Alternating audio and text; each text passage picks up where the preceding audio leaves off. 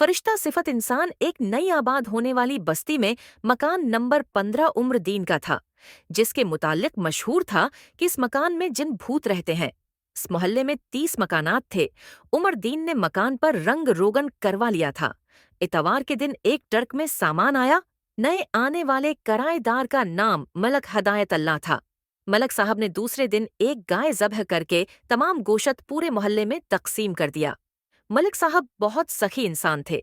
गरीबों को खाना खिलाना, मुसीबत में हर एक की मदद करना, हर नेक काम में बढ़ चढ़कर हिस्सा लेना मलिक साहब की खूबी थी। मलिक साहब दौलतमंद आदमी थे। वो इस गरीब मोहल्ले में सिर्फ इसलिए किराए पर आए थे कि वो गरीबों के काम आ सके। चाहते तो किसी अच्छे इलाके में बेहतरीन मकान भी खरीद सकते थे। एक माह बाद रात के पिछले पहर मलक साहब के मकान की छत पर औरतों के रोने की आवाजें आने लगे। पड़ोस के लोग डर गए। मलक साहब के पास एक पस्तूल और एक दुनाली बंदूक थी, मगर मलक साहब ने जल्दबाजी का मजाहिरा नहीं किया। मलिक साहब सोच रहे थे कि सिर्फ रात को ही भूत मकान की छत पर आकर शोर मचाते हैं। मकान के अंदर कमरों या सहन में क्यों घूमते फिरते नजर नहीं आते, सिर्फ डराने के लिए रात को ही क्यों छत पर आते हैं। एक हिफ्ता मजीद मुकम्मल सुकून से गुजर गया, मगर एक हिफ्ते के बाद फिर छत पर घोड़े गुधे के दौड़ने और अजीब वो गरीब डरावनी आवाजें आना शुरू हो गईं। एक हिफ्ता मुकम्मल खामोशी रही। मलिक साहब ने छत पर 2-3 टूटी फूटी लोहे की अलमारियां रखकर अलमारियों के पीछे 3 कर्सियां भी रख दें।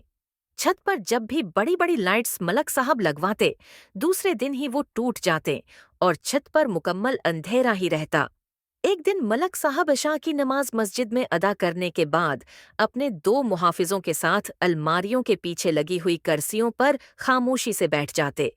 दाएं बाएं दोनों तरफ मुहाफिज और दरमियान में मलक साहब बंदूक लेकर बैठ जाते। मलक साहब ने मुहाफिजों को समझा दिया था कि गोली न चलाना। 2 दिन गुजरने के बाद रात के पिछले पहर उन्होंने एक साया छत की दीवार पर देखा। मलक साहब और उनके साथी होशियार हो गए, मगर वो चाहते थे कि साया जरा नजदीक आ जाए।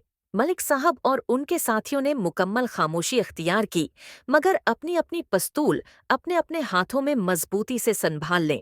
लोहे की अलमारी के पीछे सुराखों से मलक साहब और उनके साथियों ने मुकम्मल जायजा लिया। साया छत के बिल्कुल बीच में बैटरी से चलने वाला टीप रिकॉर्ड रखकर बजाने लगा। पहले आवाज कम, फिर आहिस्ता आहिस्ता बुलंद करता गया। मलिक साहब ने एक हवाई फायर कर दिया।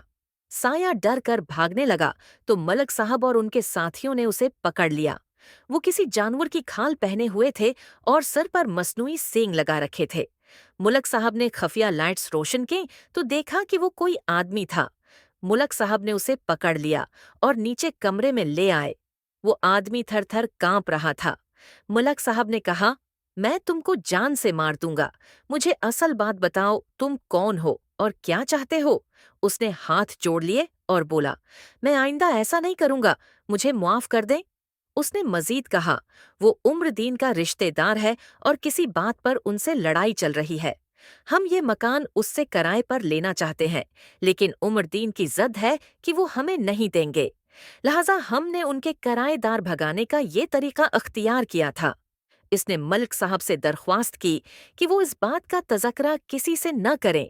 हमारी इज्जत का ख्याल करें, वरना हम बहुत बदनाम हो जाएंगे। मलिक साहब ने कहा, तुम फिक्र न करो, मैं किसी से भी इस बात का जिक्र नहीं करूंगा और तुम्हारा मसला हल करने की कोशिश करूंगा। मलिक साहब ने उसे घर जाने की इजाजत दे दी। दूसरे दिन मलिक साहब ने उमर दीन को बुलाया और उन्हें समझाया कि रिश्तों का एहतिराम करना चाहिए। इत्तेहाद में बड़ी बरकत है। आपके जो रिश्तेदार आपसे ये मकान किराए पर लेना चाहते हैं, मेरी जमानत पर आप इन्हें दे दें। असी गली में एक और मकान खाली हो रहा है, मैं वहां मुंतकिल हो जाऊंगा। आपने इस रिश्तेदार से इख्तिलाफ खत्म कर दें, इसी में अल्लाह बरकत देगा। दूसरे दिन मुलक साहब ने दोनों खानदानों को अपने घर बुलाया और उनकी सुलह करवा दी।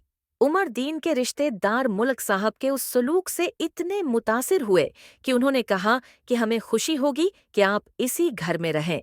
उमर दीन से सलाह हो गई है, यही बात सबसे अच्छी है। मुलक साहब ने भूत वाले किस्से का जिक्र कभी किसी से नहीं किया। जो दूसरों के ऐब छिपाता है, अल्लाह भी उसके ऐब छिपाता है।